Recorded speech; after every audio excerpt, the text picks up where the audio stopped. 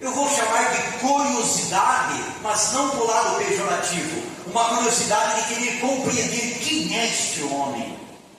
Que isso? Nunca se viu isso? Que autoridade é essa? De onde vem? Essas são os questionamentos que Nicodemos tinha ou teve nesse instante. Eu quero que você abra a tua Bíblia comigo e deixe aberta lá em Marcos.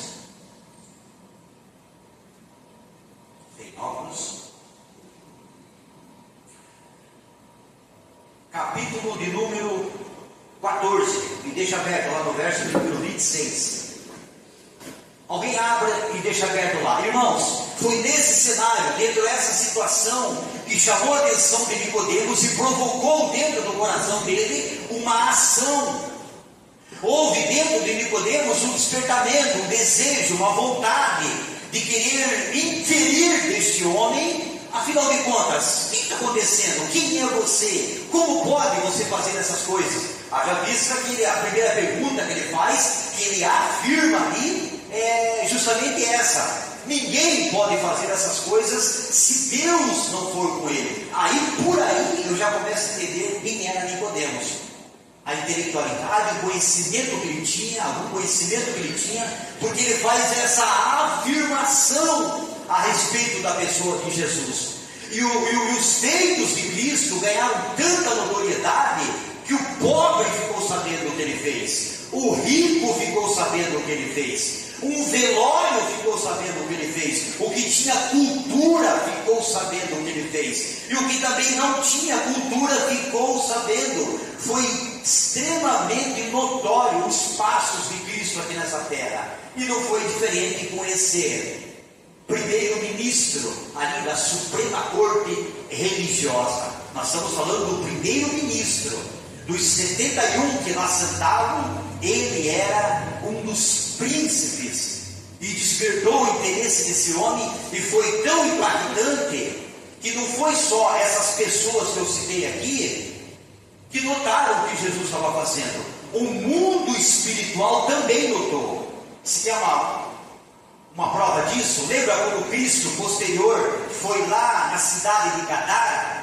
Houve uma confissão da parte daqueles homens. Obviamente que era o diabo na boca deles que estava fazendo essa confissão. O que é? Vieste nos atormentar antes da hora? Aí você vê, foi tão notório o que Cristo realizou, que até o mundo espiritual posterior confessou. E não fica só nisso, para nós entendermos que a fama, por que a fama de Jesus correu? Por que a fama da igreja do posto fiscal não está correndo? Se é que não está, não estou afirmando. Por que a fama de você e eu como crente não está sendo notória? Essa é a primeira aplicação. Por que a fama de Jesus ela foi tão transcendental, que para o mundo da época foi um choque, ao ponto de alguém dizer assim: não, é um fantasma, aquele homem caminhando sobre as águas. Foi tão notório o negócio que até o mundo da física se confundiu tudo.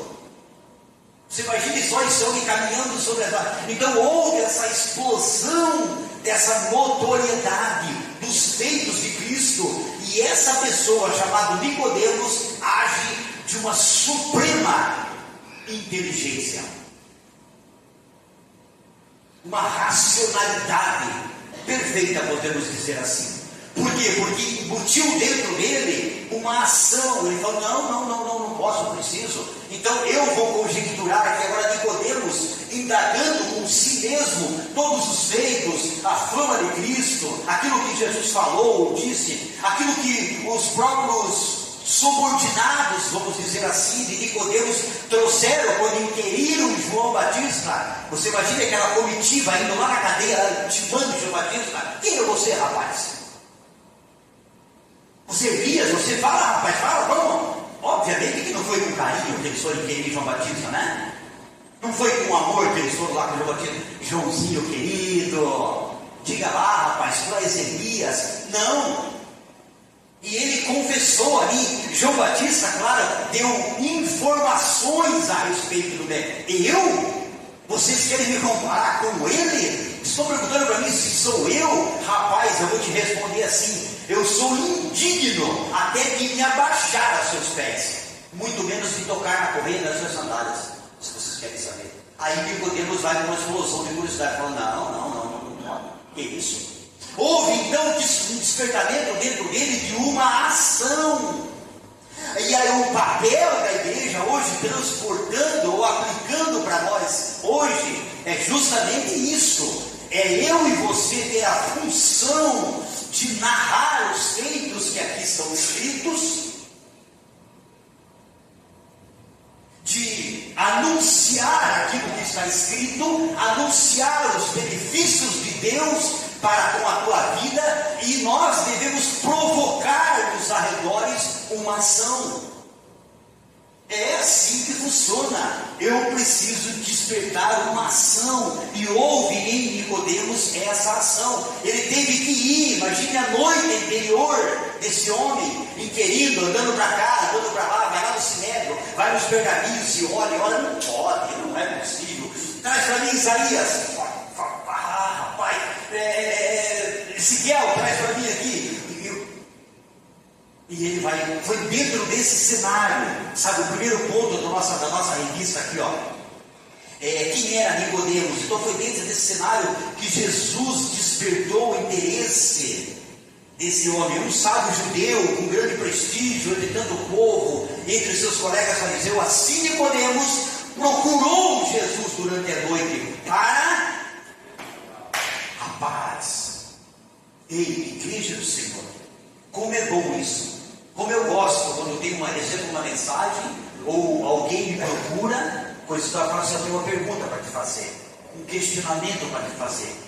Mas não é coisas capciosas, não, são curiosidades a respeito do reino, sabe? Então a minha vida, ela tem que ter esse comportamento provocativo. Quando eu liguei, eu mandei mensagem a pedido dele para o meu pai na fé, que é